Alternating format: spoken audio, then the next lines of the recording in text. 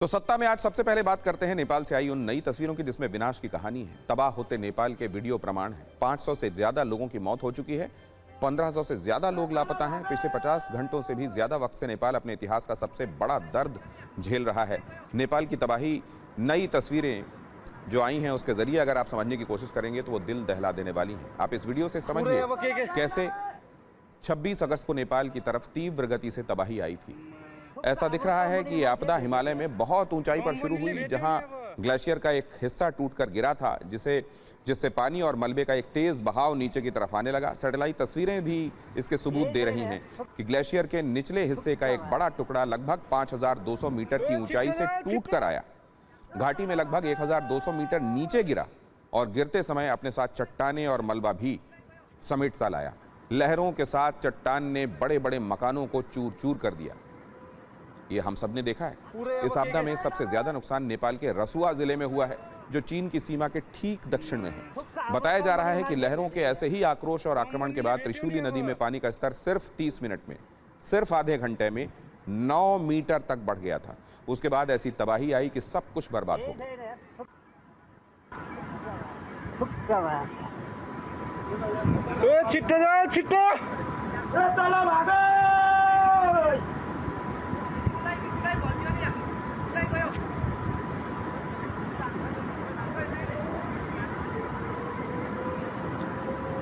पुरै अब के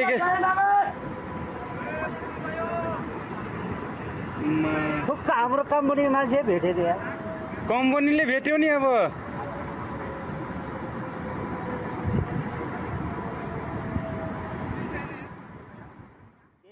नेपाल से आया हर दृश्य डरावना है, खौफनाक है। लहरों के बीच फंसे अब इस घर को देखिए, इस घर में मौजूद लोगों के बारे में सोचिए। उनके मन में क्या चल रहा होगा, उस वक्त वो क्या महसूस कर रहे होंगे जब उनकी आंखों के सामने तबाही ही तबाही हो। आमने सामने तबाही, अगल बगल तबाही। जिस मकान में वो मौजूद हैं उसकी नींव लहरों के आगे हिल रही है। जिस मकान की बालकनी से वो तबाही देख रहे हैं उसके किसी भी वक्त टूटने का अंदेशा है। 60 सेकंड का ये वीडियो नेपाल के लोगों की पीड़ा को बता रहा है, बयान कर रहा है।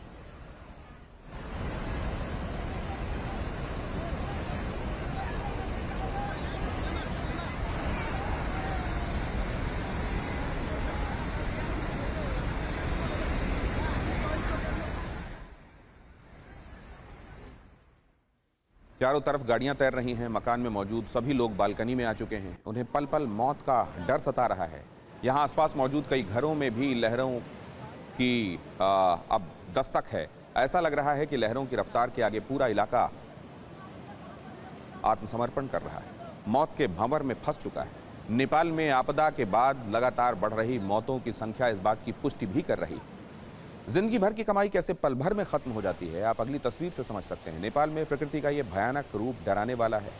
10 सेकंड के इस वीडियो में आप देख पाएंगे कैसे एक घर अचानक चारों तरफ से लहरों से घिर जाता है। चिंता की बात यह है कि नेपाल में इसी तरह की तबाही का अलार्म फिर से बज रहा है। कहानी सिर्फ एक झील के फटने की नहीं है। जो नई जानकारी आ रही है उसके मुताबिक नेपाल और तिब्बत सीमा के पास बनी एक और झील आंशिक रूप से टूट चुकी है।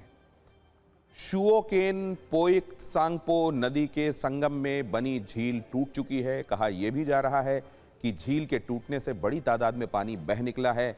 चीन ने पहले इस झील को लेकर लेवल 4 का अलर्ट साउंड किया था। यह प्रतिक्रिया प्रणाली का सबसे शुरुआती लेवल है। लेवल 4 अलर्ट का मतलब है कोई संभावित खतरा आ रहा है। इस स्तर पर प्रशासनिक तंत्र सक्रिय और सतर्क हो जाता है, निगरानी बढ़ाई जाती है और स्थानीय आपातकालीन टीमों को स्टैंड बाय मोड पर रखा जाता है। सवाल अब यह है कि आशंका क्या है, खतरा कितना बड़ा है, नेपाल में अब आगे और क्या होने वाला है, इसे भी समझिए। शुओकेन पोइक सांगपो नदियां तिब्बत से निकलती हैं। दोनों नदियां नेपाल में भोटेकोशी नदी की धारा का हिस्सा हैं। झील के फटने से भोटेकोशी नदी में फिर सैलाब आने का खतरा है।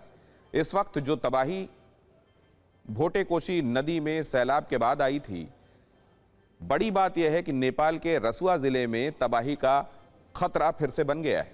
खतरे की वजह से नेपाल के रसुआ जिले में रेस्क्यू ऑपरेशन 90 मिनट के लिए रोक दिया गया था। नदी के रास्ते में आने वाले गांव खाली कराए जा रहे हैं। लोगों और सुरक्षा कर्मियों को फौरन सुरक्षित जगहों पर पहुंच जाने के लिए कहा गया है। नेपाल में तबाही, दहशत और आने वाले खतरे को 120 सेकंड की इस न्यूज रील से समझिए। मैं धादिंग के बैरनी में हूं। बैरनी में मैं जब अस्पताल में रिपोर्ट कर रहा था, उसी वक्त वहां जो सशस्त्र प्रहरी बल के जवान थे जो उस रेस्क्यू ऑपरेशन में लगे हुए थे, वो अचानक ही लोगों को अलर्ट करना शुरू करते हैं और वो पीछे से आवाज देते हैं कि आपको यहां से निकलना होगा। और मैं निकलकर एक ऊंचे स्थान पर पहुंच गया हूं, जहां मैं मनीष को कहूंगा जरा पीछे दिखाइए। यहां जो आसपास जो लोग रह रहे थे, सुरक्षित थे, उनको बताया गया कि आप ऊंचे स्थान पर चले जाइए। कुछ और लोग हैं, हम उनसे बातचीत करने की कोशिश करते हैं और उनसे जानते हैं कि अचानक जब अलर्ट आया तो फिर वो कैसे इस जगह तक पहुंचे हैं और उन्हें क्या कहा गया आप लोगों को। जी, इधर क्या बोल रहा है कि हमारा इधर जो पुलिस का सेक्रेटरी है वो सब इधर बोल रहा है, इधर से अभी ऊपर से जो चाइना से वो बात फूट गया है, ऊपर से वो नीचे नीचे रहने वाला आदमी को बोल रहा है कि तो थोड़ा सुरक्षित जगह पे रोको, सुरक्षित रहने के लिए ऊपर हम लोग को ऊपर से आया। पहले तस्वीर देख लीजिए, ये चूंकि ऊंचा स्थान है, ये सड़क है और इसी सड़क से आपको स्कूल बस, जो बस स्कूल के कैंपस में लगी थी, जिस स्कूल में पानी घुस गया था, उसके जो स्कूल बस हैं उनको अब बता दिया गया है कि आप लोग भी ऊपर की तरफ बढ़िए और धीरे धीरे आपको वो सारे लोग जो आसपास में रहते हैं वो ऊपर की तरफ बढ़ते चले आ रहे हैं। और दूसरे हिस्से में देखिए, एक भी मकान आपको खुला हुआ नजर नहीं आएगा। जो लोग अपने घर में थे उन्हें कहा गया कि आप लोग तुरंत निकलिए और मुश्किल से 10 मिनट का वक्त लगा, लोगों ने अपने घर को छोड़ दिया है। लगातार यहाँ अनाउंस किया जा रहा है, लोगों को बताया जा रहा है कि आप इस जगह को खाली कर दीजिए। और जिस ऊंचे स्थान पर हम खड़े हैं, एक बार मनीष इधर दिखाइए, अब आपको धीरे धीरे लोग यहाँ नजर आएंगे कि नीचे से लोग ऊपर की तरफ चले आ रहे हैं। मनीष दूसरे हिस्से में भी आप दिखाइएगा। इस तस्वीर के बाद आपको गाड़ियां भी दिखेंगी, रवि आपको गाड़ियां भी दिखेंगी। यहाँ से नीचे जिनके पास गाड़ी है वो गाड़ी लेकर के ऊपर की तरफ चले आ रहे हैं। चूंकि ये ऊंचाई वाला स्थान है, यहाँ एक छोटा सा ये पहाड़ है और पहाड़ के हिस्से में आगे जाकर के जो स्थान है उस स्थान पर लोगों को रहने के लिए कहा गया है। अभी भी अलर्ट जारी हुआ है उधर से कि फूट गया है, इसीलिए पहले ही सबको सुरक्षा